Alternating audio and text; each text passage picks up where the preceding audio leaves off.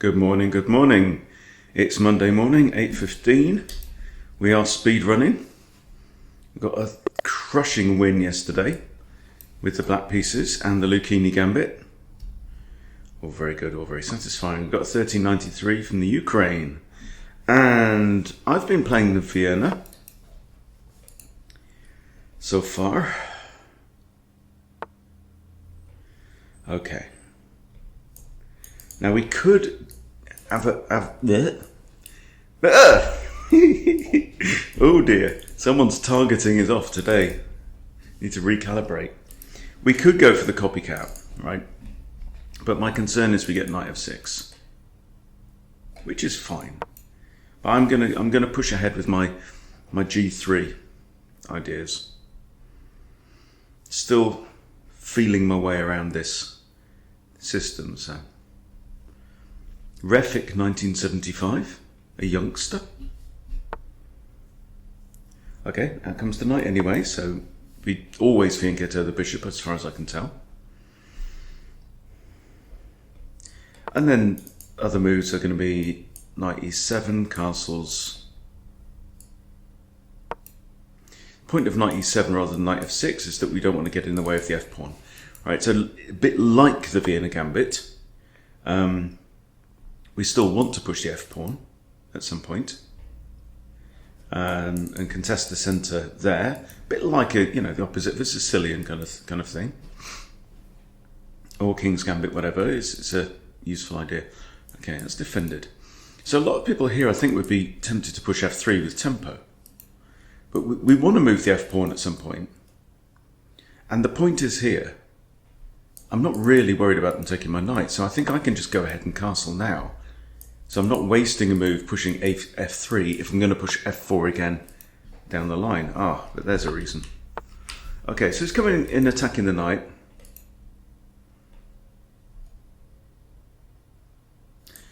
And now maybe I do need to push f3.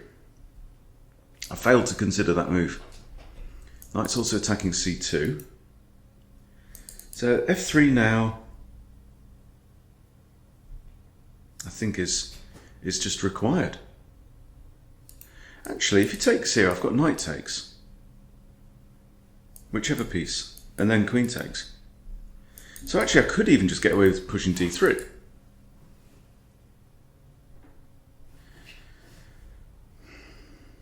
Even if knight takes here, queen takes, that doesn't work. So I think I can just push d3. See, this is a very much kind of intermediate thinking when beginners will very often look at an attack and instantly panic. It's like first response is panic. You shouldn't do that. You shouldn't panic. d3. You want to trade knights? Fine. By the way, I'm caffeine free. So this is a decaffeinated speedrun now. No longer sponsored by the Wicked Bean. Yeah, so 3-day dry fast. Well, I say almost 3 days. Saturday night I caved in. Had to have a drink on Saturday night. I was lying in bed because my wife had a glass of cider earlier on. And it looked so refreshing and amazing that I thought it was calling to me. And I was lying in bed like really thirsty. I mean, some people have said to me that actually the dry fasting they found easier than water fasting.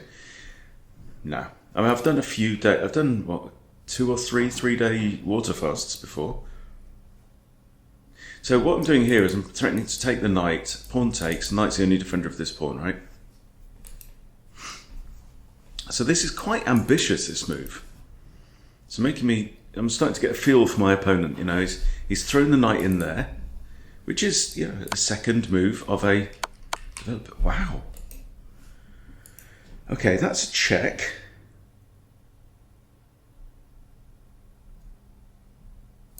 Now I could trade, but then I've got a bishop stuck right in my face. Wow. So the knight is now moved 3 times.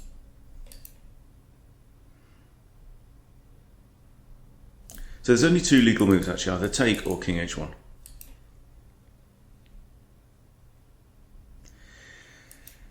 If I was to take and lose that, could have ideas about putting my pawns on g3, h3, king h2. I just don't like it. Okay, his queen's not coming in, so I still reserve the right to. Is even knight g1? If he takes me, I'll take the bishop. Oh, I can't. Bishop's defended. Gosh, wow.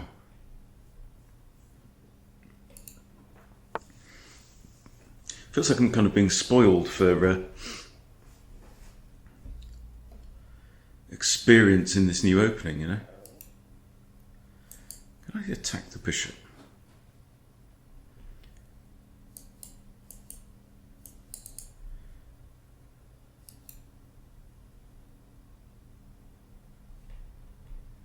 I think I have to come back around here, don't I? Knight takes, I take.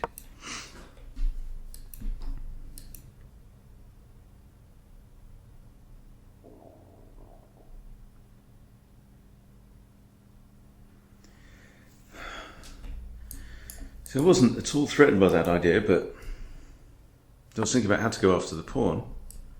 Okay, knight here. I'm just threatening to take twice. That wins a piece. So he can initiate the trade, and if that knight does leave the board, that's 4 moves that are going with it. Wow.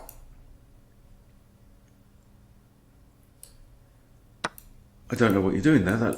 Surely it's lost a piece.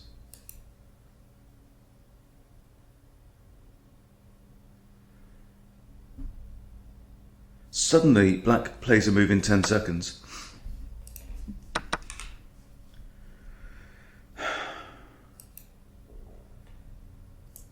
Now the pawn here. These are the points in the game where you absolutely, if you think your opponent's just screwed up, right, always slow down. I mean, the number of times I go, oh, look, you screwed up. Like a speedrun game recently where I saw an opportunity and then it was like queen takes a pawn and I lost, you know? Okay, I can take this pawn with my pawn. We might have a trade of queens. I'm a piece up. Knight will come in. I can take this pawn with my knight. Attacking the bishop, which I prefer. So yeah, I'm just on the water. So yeah, after 3 days, no food or water, the coffee urge gone. I mean, even woke up this morning thinking, shall I have a cup of tea, black tea? Right, nah, didn't want it. So we are actually up a full piece already. And you have to be prepared for this in the old game of chess. If you take 0, I could take with the queen. I can also take with the knight. I could also take with the pawn in theory, but there's no real reason for that. I think queen takes, he'd be a fool to trade, but I also have a check. I do have a check here. And the only legal moves are queen blocks, that ain't going to happen, knight blocks, king moves. So I think there he's going to block with a knight. I've just made myself bleed. Oh, I have. Or at least my opponent hasn't. Haha! Check with the bishop, knight blocks. Oof. I take the knight with my knight, he recaptures, and then there's a discovered check in the wings. It seems like there's nothing here, right? But after knight goes there, queen that can't even take.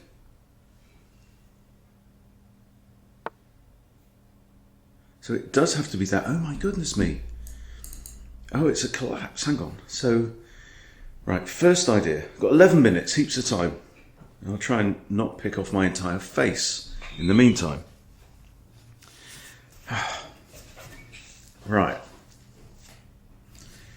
So it takes here. First I'll just highlight the... I need to get used to doing this more in my own brain. King goes there, right? Has to go here. Then I've got a discovery lined up.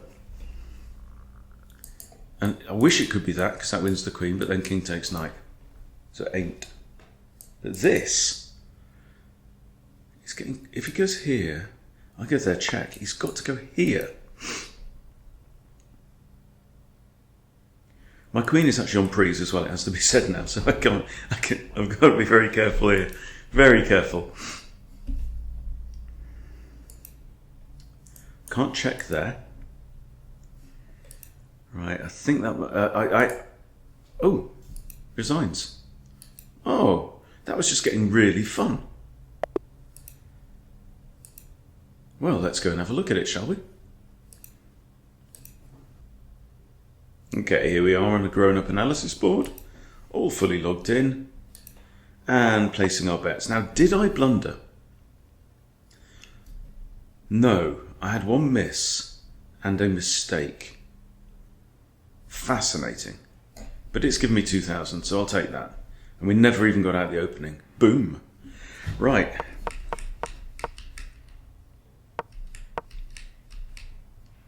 D6 is inaccurate. Knight G2, okay. Bishop G4 is good. And castles wasn't right. Yeah, I mean, I know this move H3 is an idea in the G3 Vienna. And I did consider it momentarily. Again, with the idea of King H2 at some point. Huh. Well, one thing I love about John Bartholomew, he does these.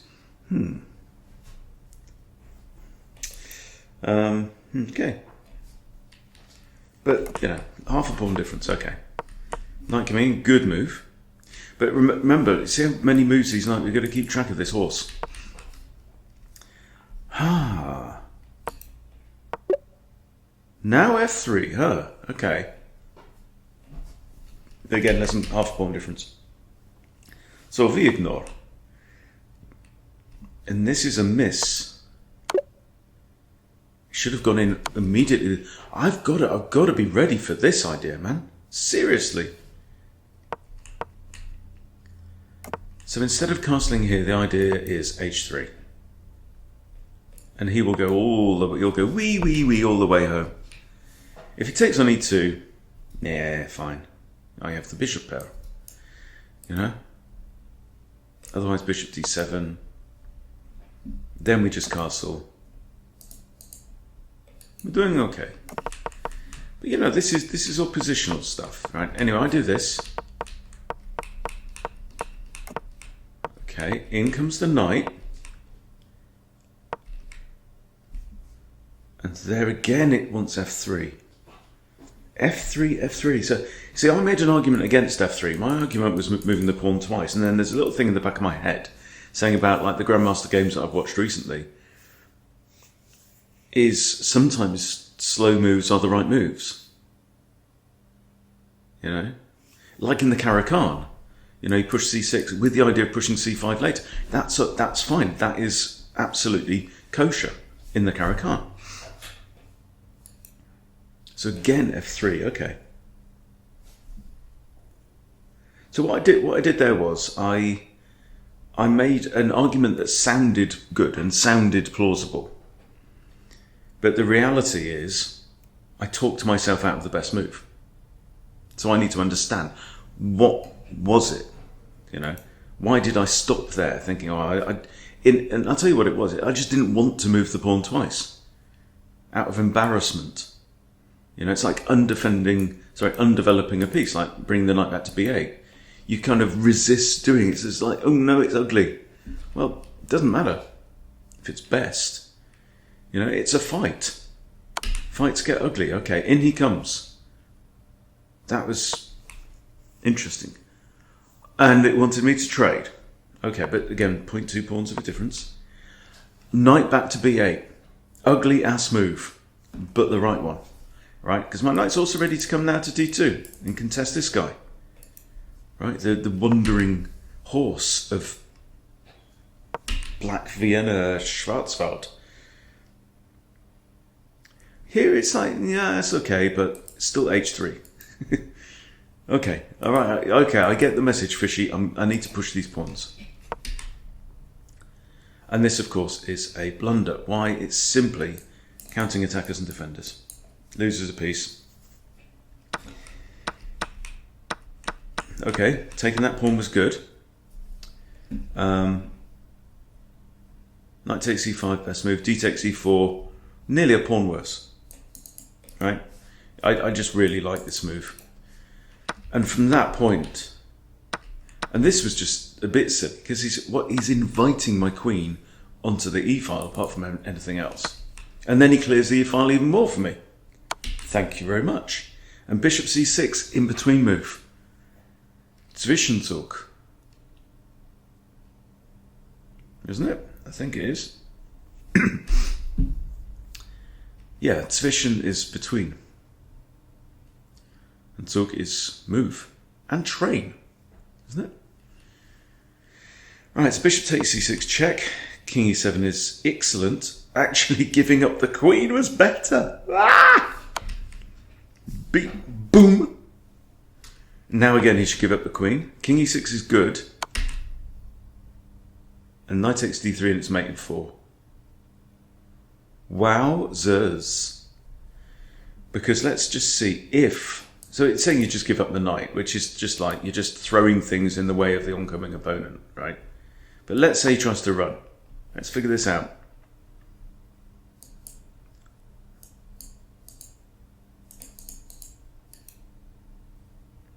Oh, it's just queen e5 check defended by the knight. Because there's no way in on that diagonal. King is forced here or here. King g4, then f3. Oh, he has to come down here. And then he gets mated with the knight, yeah? Okay. Wow. And if here, guess we can check. Oh, it's saying bishop. He has to go there or trade. He'll probably try and run. Bishop e3. Oh. The vile, evil bishops of doom. And then all he can do is push that and then queen in. Wow. Right. Well, you see, this is what I like about picking up a new opening, is that every game is like it's packed with stuff to learn. And I don't mind learning. But I feel like this Vienna G3 excuse me, it's interesting for me because unlike when I was going, I'm going to go and learn the English opening, completely different, world. This feels kind of familiar, Vienna-like. I actually have a kind of a sense of what opening I'm in. Like in the Smith-Morrie, you can end up with similar kind of patterns, but it feels like I'm in Vienna territory. Anyway, I can't explain it. But it's like Vienna, but it's different. But similar ideas, and I did really take my eye off that horse, that ill-fated horse that came in. But yeah, good one. So where are we up to now? Let's go back. I'm up to 1394. Well, back to 1400 we go. Hopefully, fingers crossed. But the energy levels are feeling really good right now. Just noticed his bishop's hanging, by the way. My bishop. But hey, that was an absolute rout, wasn't it? Interesting stuff. Yeah, so I'm going to keep going. Keep off the caffeine completely. Keep off any chocolate or anything like that. And see how we go. See how the old brain works. But for now, looking good. All right, thanks for watching, everyone. See you soon.